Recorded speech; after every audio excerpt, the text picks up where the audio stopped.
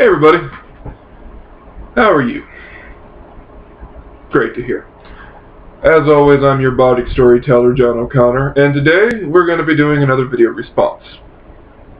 The video that I'm going to be responding to today is Clint Krause's Damn Good D&D. Now that's a video title. That sounds like a beer I'd like to drink. Damn Good D&D. Smooth, gets to the point, you know what you're watching. Now, in this video, Clint talks about how to play, in his words, damn good D&D. And although I disagree with some points made, I can see where the idea comes from. Where I am a DM of a narrative sort, I like to tell a story, I like to immerse my players in a world and have them, where I set up the story, they tell the next chapter, and then the next chapter, and I give guidance along the way. Not necessarily railroading them, but keeping them in a focus. There's always downtime, there's always time to explore other things, always time for the characters to have personal growth, but there, a lot of the time, is an overarching story. Now, that overarching story, although I have a hand in writing it and telling the events of it, a large part of it is actually they took an interest in it, because I'll start with 4 or 5 hooks when I start a story, and then they latch onto one they really like, and that's the story I keep telling, as opposed to fleshing out all these ideas. But I've got my notepad here of different things I'm going to talk about. I also have a treat. I'm actually going to show the city of Miramar, which is a new addition to the world of Lexington. It's going to be a metropolis that they're going to play in this next game. But Clint actually gave a couple amazing ideas, actually.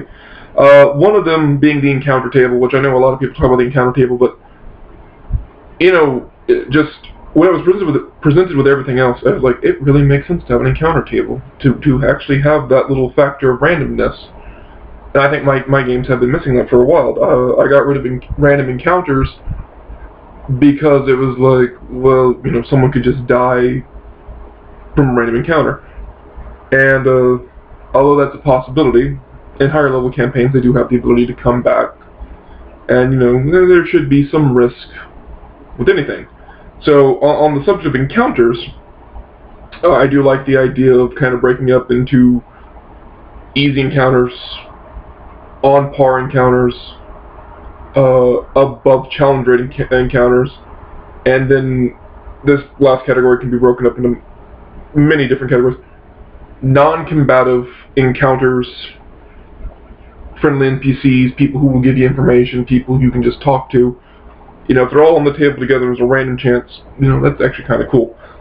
For a large city like I'm building, Miramar, which part of the thing he talked about was, you know, drawing out your city, and I'd actually already done that. There's 50 districts, there are 4 rings to it, there's the center, and then 3 outer rings, and I actually used the D&D Builder 3.5 City Builder tool to come up with the idea of the districts and what's in the districts, which is great. I actually really do enjoy that, and I'll actually put a link to that in this video along with the Damn Good D&D video from Clint. But building the city, he talked about something I didn't think about, that I was like, well shit, that should be something I add, and it's the rumors table, where if someone is just overhearing a conversation or making a gather information check, you roll this little table, and there's kind of an even chance of getting any of these rumors, and it's things your players can hear about and be like, oh, well, that's going on in the town. Now, in the past I've used planted rumors to keep the story going, but here's the idea that, yes, you can have your planted rumors to keep the narrative going, but then there's also other rumors of side quests, of other things that can be going on. I think that's a really cool idea. Another thing that actually stuck out to me that I was like, holy shit, it's the first time I've heard about it. If you've talked about it in one of your videos, please send me a link. I'll watch your video, I'll put a like on it, you know.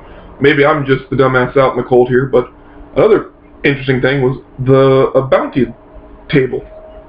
You know, a list of bounties. And for a major metropolitan area like I'm going to be having, there's going to be a lot of bounties. But the idea behind that is, you know, it's kind of a cheap way to pick up XP.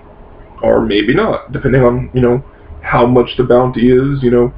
Depending on how much the bounty is determines how much of a threat they are. So, it's actually the direct opposite of a random encounter table, because these are people that you would go looking for. So, that's actually something I'm going to try in this next campaign, is having this random encounter, or not the random encounter, the bounty table, or, you know, just list them somewhere. Kind of just have a place where they can go, and it's like, well, here are the available bounties, you can try to pick one of them up. Actually, that'd be kind of fun to play out. And, you know, the only hint the players would get to this is more challenging than this one, and vice versa, is how much gold is on their head, and what they're wanted for. I think that's actually kind of cool. Another thing that Clint stressed in his video that I think is kind of cool, and although I am a narrative type DM, he said, don't plan out the outcome. Which, I think part of that's kind of cool. You know, if you're always planning that your players are going to defeat said thing, and then it's going to have this monologue, and then they're going to find out about the next step, yeah, I can see how that can get kind of arduous. So, you know, take some of the control out of your hands. Leave some things to the dice. Normally, I'd be a little more leery about this, but, you know, I'm trying to be a little more open-minded. I'm trying to hear other people's ideas. Plus, the campaign that we're going to be playing is, I'm going to use an anime reference here, and so I know it's going to be lost on some of you, but hopefully at least 2 or 3 of the ones who watch my videos will get the reference. There's an anime called The Get Backers, where the main premise is the protagonist of the show are basically sent on fetch quest. You know, bring this back, bring that back. And that's kind of the driving idea behind my next campaign, is that it's going to be somewhat fetch quest designed where everybody's working for this unified organization called, give me 1 second, I'm looking for the document right now. They're called Repossessions Limited, and their entire job is, you know, you're given odd quests, you know, you're asked to do this, and I even have, this is some information my players are going to be getting pretty soon.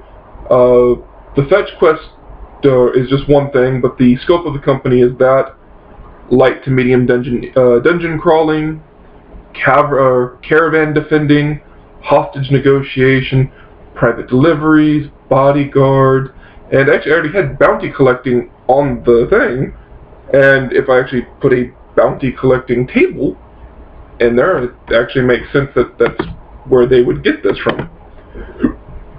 So,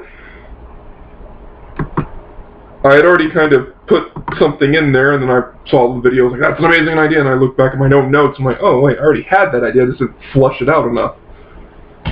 So these are different things that I will be adding to my next story, and I actually want to give a big shout out and a big thank you to Clint for pointing some of this stuff out. Although my narrative, my style of DMing and his are slightly different, I can really appreciate and learn from somebody who has life experience and who has done this. This style really works for them, and I'm going to take what I like about it and apply it to mine and see how it works.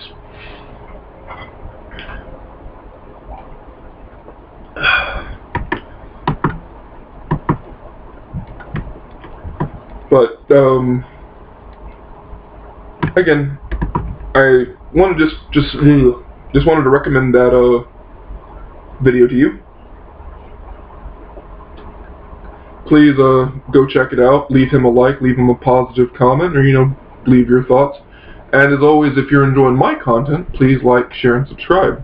And if you have your own ideas about an idea I should tinker with or a thought I should add to my upcoming campaign, I'd love to hear about it, either in a video response or in a comment.